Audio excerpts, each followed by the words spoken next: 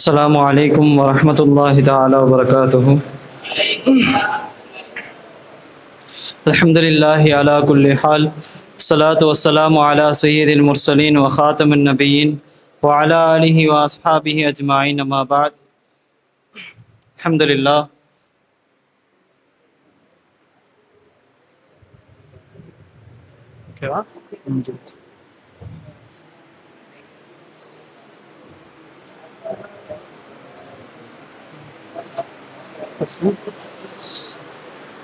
அல்ஹம்துலில்லா.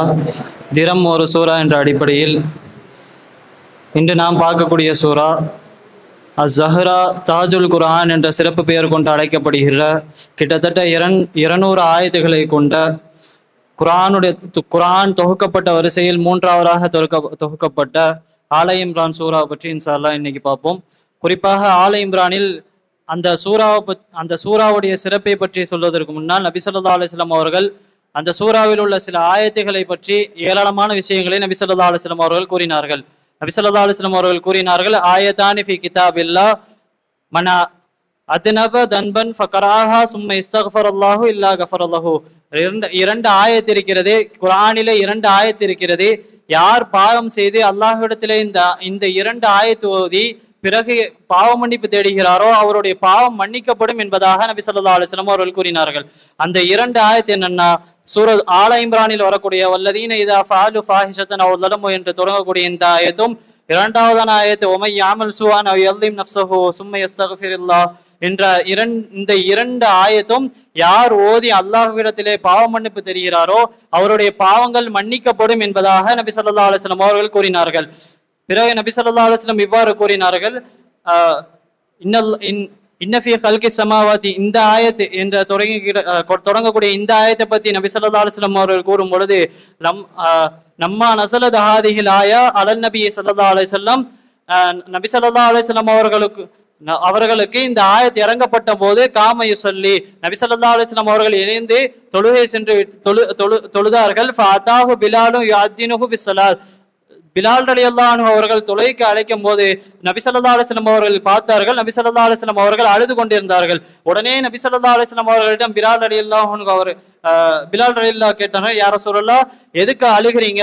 ஃபகத் கஃபரல்லாஹு லக மா தகத்தம மின் தம்பிக்க, உங்களுடைய ஒமா தாக்கர், உங்களுடைய முன் சென்ற பாவமும் பின் சென்ற பாவமும் மன்னிக்கப்பட்டு விட்டதே, பிறகு யா ரசூலல்லாஹ் நீங்க அழுவுறீங்க என்பதாக பிலால் ரலியல்லாஹு அன்ஹு அவர்கள் நபி ஸல்லல்லாஹு அலைஹி வஸல்லம் அவர்கள் கேட்கும் பொழுது நபி ஸல்லல்லாஹு அலைஹி வஸல்லம் அவர்கள் கூறினார்கள், யா பிலால் அஃபலா அகூன அப்தன் ஷகூரா, நான் என்னுடைய அல்லாஹ்வுக்கு நான் நன்றி செலுத்தக்கூடிய அடியானாக ஆக வேண்டாமா? இந்த இரவில எனக்கு வலக்கது அன்ஸலல்லாஹு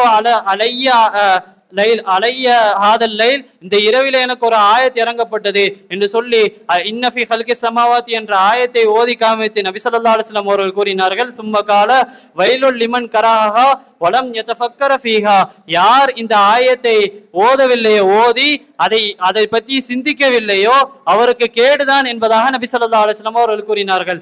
எப்படி சூரா ஃபாத்தியாவுக்கு எப்படி ஷிஃபா மின் குல்லிதா, ஒவ்வொரு நோயிலிருந்தும் ஷிஃபா இருக்கிறது என்பதாக நபி ஸல்லல்லாஹு அலைஹி வஸல்லம் அவர்கள் கூறினார்கள்.